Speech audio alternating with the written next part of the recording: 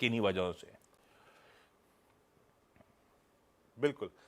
Good morning आशीष। देखिए, मैं सिर्फ स्टैट्स पे कमेंट करूंगा और स्टैट्स क्या कहते हैं, कहां तक का जोन बाय करने लायक होगा, किसके बाद, किस एजेस के बाद आपको बाय नहीं करना है।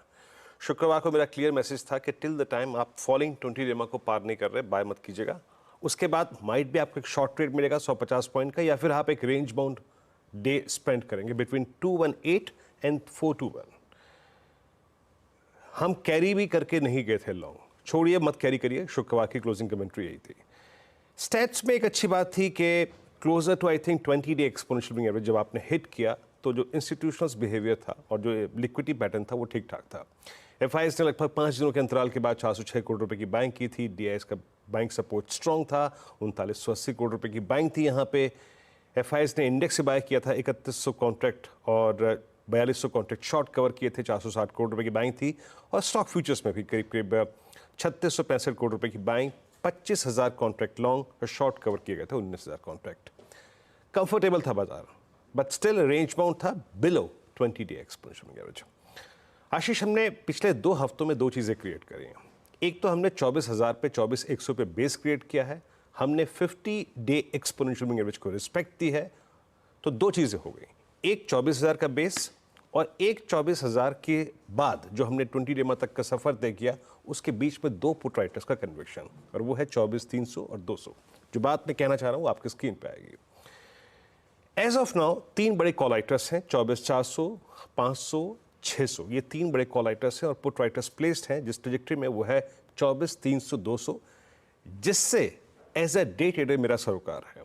और पोजिशनली इट्स आई थिंक 24, जो कि सब्सटेंशियली स्ट्रॉन्ग वाई होल्ड करती है। 41 लाख का आउटस्टैंडिंग वाई ये पुट, और उसके बाद उससे पहले 24,300, 24,200। अब मैं 24,300, 200 के पुट राइटर्स का जिक्र इसलिए कर रहा हूँ क्योंकि बिटवीन आई थिंक सीएमपी यानी जो अभी प्राइस स्क्रीन पे है और 24,000 के बीच में कोई एवरेज नहीं है।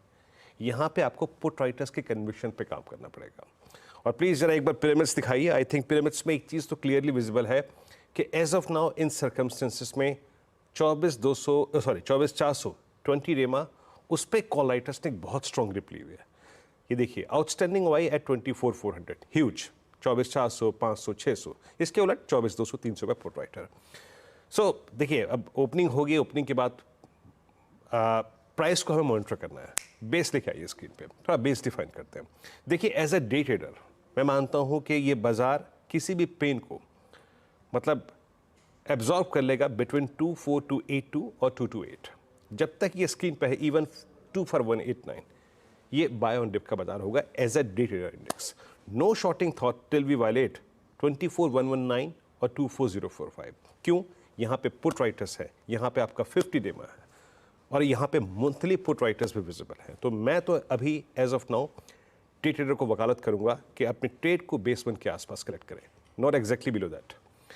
जो भी ट्रेड इस ट्रेजेक्टरी में पिक करें, अभी भी उनका जो फर्स्ट थ्रेशोल्ड पॉइंट होगा वो वही पॉइंट होगा, फॉलिंग 10, फॉलिंग 20। क्या है वो लेके आइएगा, रेजिस्टेंस 1।